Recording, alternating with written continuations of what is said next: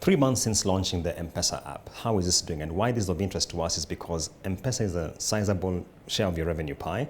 And secondly, this is the age of the super app, and we're seeing a lot of, for example, Vodacom now is partnering rather with Alipay. Yes. What are some of the opportunities you intend to unlock through this? So the super app is a really exciting opportunity, as we announced 3 months ago. We made huge progress. At the moment, we are almost the 4 million mark. We've had 3.8 million downloads of the MPesa app. And even the regular usage is already very high for a product that is only 3 months old. There's a lot of additional products that we've added to the app. There are mini programs. So the companies that want to sell stuff can come onto the app. We'll have the Kenya Airways mini app, the SGR mini app. If you want to shop, you can go into the super app. So this will be the place to go, the destination to go. So bringing together all these mini apps and allowing consumers to live their lives. The second thing, of course, is that we are improving the user experience. So you can use it in off mode, even when there's no network. We can use it to print statements. It will be very clear how much money. In fact, customers are starting to complain that they have spent too much of their money. But I think giving the visibility to customers is great. And at the end of the day, the future is digital. And we are very delighted that we are making huge progress and that this is very popular with customers.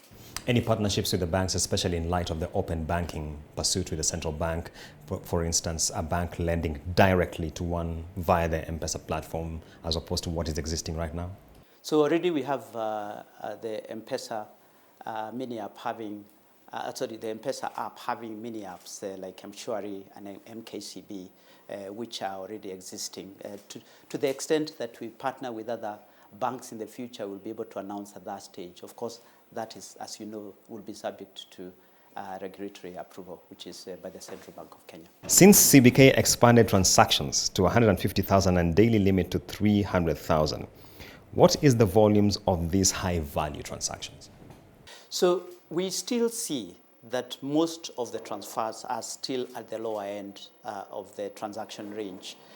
The people who are able to use the higher end of the transaction range will be the SME, small and medium-sized businesses, the MSMEs who are doing business, the more high-value customers. But most of the population will transact at the lower end, and that's one of the reasons why we reduced the transaction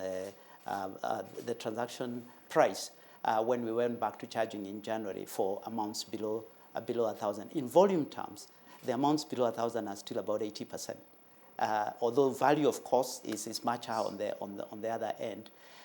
So because M-Pesa is a ubiquitous mechanism for transfer. Of course, when you look at the app, given most of the people who use the app have smartphones, they are more likely to be higher value customers. So there will be quite a lot of transfers. And remember, up to now, the wallet to bank and bank to wallet is still free. So there is a lot of people transferring money from bank to wallet and and the other way around. The last conversation we had, you did indicate that pending the approval for the Ethiopia expansion, you would be giving us a revised earnings guidance. Do you have any indication as to how this is leaning at this point? Because at least now we are a bit advanced in this. Yes, our intention was always to give this guidance around the announcement of the H1 results. We have been making a lot of progress. The current process is about putting the team together. We paid the license fee. We are currently recruiting all the suppliers. And we are in the operational phase because we'll launch sometime mid next year. But in terms of all the numbers, because there's quite a lot of numbers to update, we will be updating both the investor community but also the media and the public at the time when we announce the H1 results. Okay.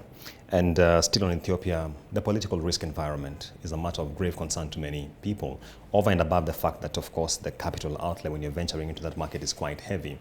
On the political side, are you bothered by what you're seeing in Ethiopia, the sanctions, etc.? So the political side, this issue was there even before we actually submitted the bid.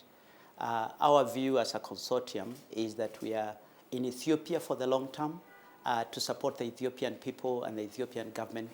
And by digitizing the country will actually help improve people's lives. So, of course, we are monitoring the issue in the north. It's up to the Ethiopian government to comment on that. We don't want to comment. But because we are there for the long term, we will work in the country to ensure that we make the Ethiopians' life easier. Your partnership with the Nairobi Securities Exchange, what value of bonga points thus far have been converted for purchase of shares? Yes, so we are very excited to have signed the deal in August this year with the Nairobi Stock Exchange, where customers, and you won't believe this, there's about 4 billion of bonga points, 4 billion Kenya shillings worth of bonga points that are still sitting with customers. So we are encouraging customers to use some of these bonga points to invest and save through the stock exchange, where they can get 1 shilling for every 5 bonga points that they have. So far, we've seen about 600,000 worth of shares being purchased as a result of that. But we believe that with more awareness, there will be significant increase into the future. On Kenya Power Matters and smart meters, the utility company has expressed concern that you might apply for a distribution license and take over their business. Is it something that has crossed your mind as a possible area of diversification?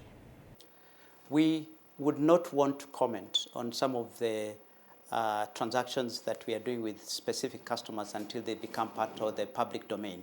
However, we do have technology. Internet of Things is a technology we believe that can help utility companies, of which Kenya Power is one of them, and also water companies, be able to reduce the level of losses by creating transparency in their distribution chain in terms of how power is transmitted from generation to distribution to actually metering and eventually being paid by the customer.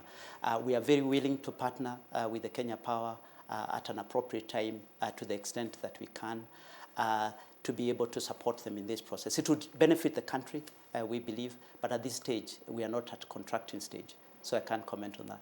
I am aware that this week Safaricom, maybe even earlier, has begun switching routers for the home fiber business into the 5G network. How is the progress in terms of rollout of 5G? What is the sort of uptake you're seeing?